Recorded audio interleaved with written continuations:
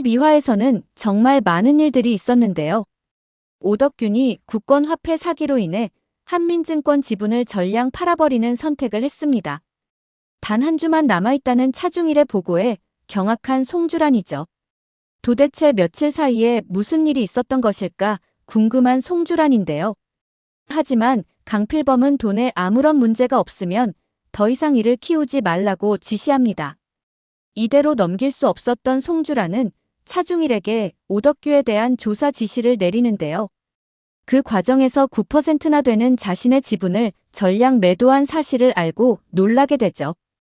이 사실을 강필범에게 보고를 하려던 송주란은 자신이 오덕규를 살려줄 이유가 없다며 그를 내치는 쪽으로 선택하는 듯 보입니다.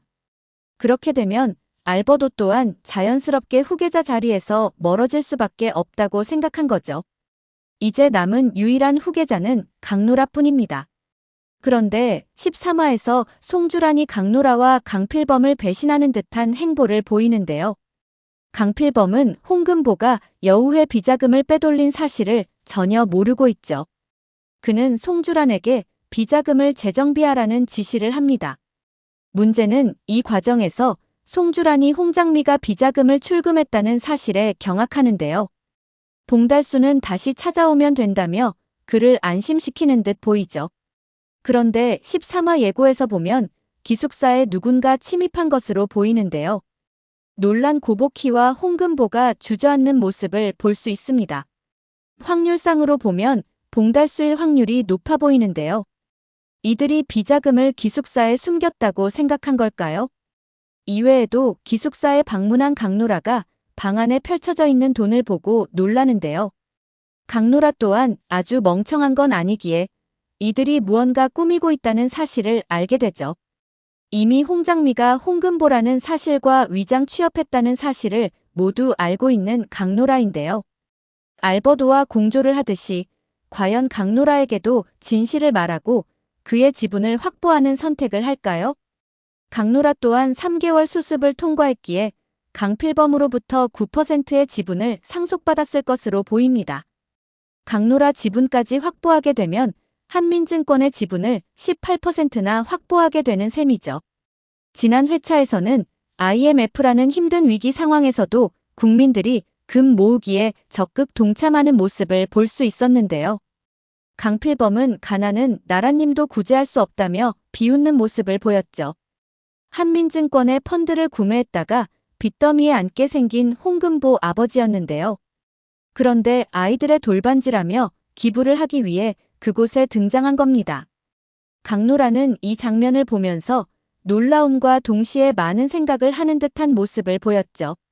사실 홍금보는 처음 한민증권의 위장 취업 당시만 해도 강필범의 비자금을 찾아내 그를 처벌하는 것이 목적이었는데요. 하지만 IMF를 겪으면서 한민증권이 대대적인 인원 감축에 돌입하자 생각이 바뀌었습니다. 게다가 자신으로 인해 공적 자금을 지원받을 수 없었고 이로 인해 룸메이트인 김미숙을 비롯해 많은 직원들에게 피해를 줬다는 생각에 죄책감을 가지고 있죠.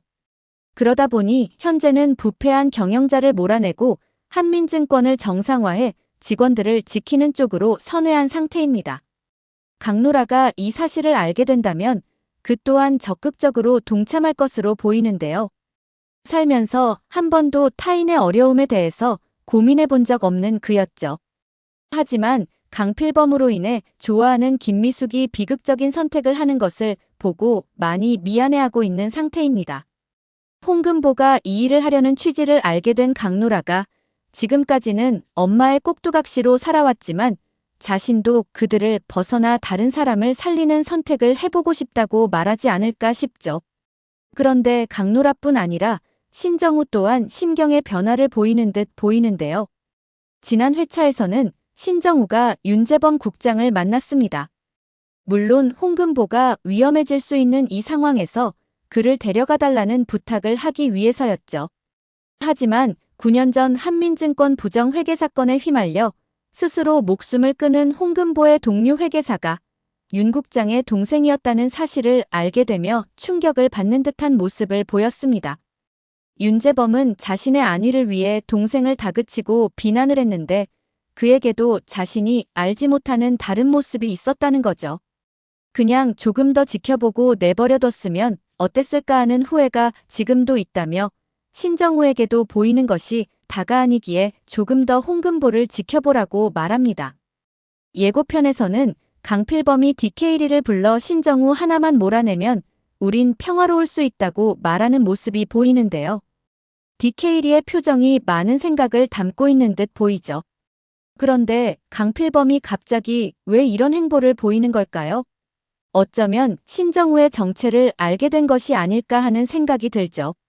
일전에 송주란과의 대화에서 신정우와 DK리 사이가 굉장히 돈독하다는 말을 한 적이 있습니다. 신정우가 한민증권에 입사한 이유를 알고 있는 걸까요? 아마도 송주란이 자신이 녹음한 테이프를 강필범에게 전달해 준 것이 아닐까 하는 생각이 드는데요. 송주란은 신정우와 DK리가 하는 대화를 녹음했었습니다. 이 대화 속에는 한민증권이 부도나길 기다렸다가 자신들이 사냥하겠다는 내용이 들어있었죠. 만일 이 녹취를 강필범이 들었다면 가만히 있을 수 없는 상황입니다. 그렇다고 자신들 회사에 투자한 DK리를 바로 내칠 수도 없는 상황일 텐데요. 결국 신정우와 DK리를 이간질시켜 자신들에게 유리한 방향으로 설계를 하려는 것이 아닐까 싶습니다. 송주란은 오덕규 상무방도 도청하고 있었죠. 사실 이 드라마에서 가장 무서운 인물이 송주란인데요. 강필범으로부터 엄청난 신뢰를 받고 있지만 한민증권에 해가 되는 사람이라면 아들조차도 가차없이 제거해버리는 그를 보며 끝까지 그와 함께할 수 없다는 생각을 하는 거죠. 더구나 여우의 비자금까지 털린 사실을 알게 된다면 자신 또한 무사하지 못할 거라는 걸 누구보다 잘 알고 있습니다. 결국 그는 순차적으로 강필범의 손발을 잘라내는 선택을 하는 것이 아닐까 싶은데요. 오덕규가 해임되는 건 시간 문제이고 이 녹취로 인해 신정우까지 내쳐지게 되면 강노라 또한 낙동강 오리알이 되는 거죠. 어리버리한 강노라가 혼자서 할 수 있는 일은 없기 때문입니다. 아마도 13화에서는 강필범과 송주란, 홍금보가 서로 대척점에 서게 되지 않을까 싶은데요.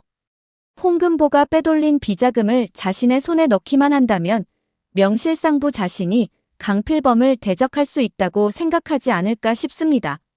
사실 30년 동안 강필범의 수족이 되어 움직였기에 그에 대한 비리는 많이 확보해 둔 상태죠.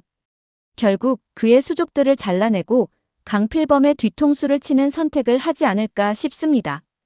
그것이 자신이 강명희처럼 되지 않고 살아날 수 있는 유일한 방법인 것이죠.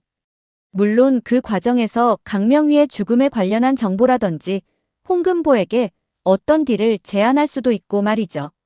신정우는 차중일로부터 오덕규의 지분을 가져간 것이 홍금보라는 사실을 듣게 되는 듯 보이는데요. 더 이상 방관할 수 없다는 생각에 신정우도 움직일 것으로 보입니다. 이 사실을 강필범이 알게 된다면 홍금보를 절대 살려둘 리 없기 때문이죠.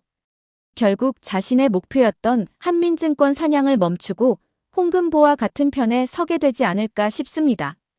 그렇지 않다 하더라도 뒤에서 그를 지원하는 방법을 선택할 것으로 보이는데요. 9년 전에는 홍금보를 보호하지 못했지만 같은 실수를 반복하지 않겠다는 것이죠. 이전 회차에서 의식을 잃었던 김미숙이 기적적으로 깨어났는데요. 이제야 모든 가면을 벗은 채 서로를 마주한 301호 룸메이트들은 뜨거운 눈물을 흘렸습니다. 이제야 정말로 사인의 완전체가 된 것이죠. 13화에서는 어떤 반전이 펼쳐질지 정말 기대가 되는데요. 송주란의 배신이 강필범에게 어떤 타격을 줄지도 무척 궁금해지죠. 이상으로 언더커버 미스홍 12화 리뷰를 마치겠습니다. 구독, 좋아요는 제게 큰 힘이 됩니다.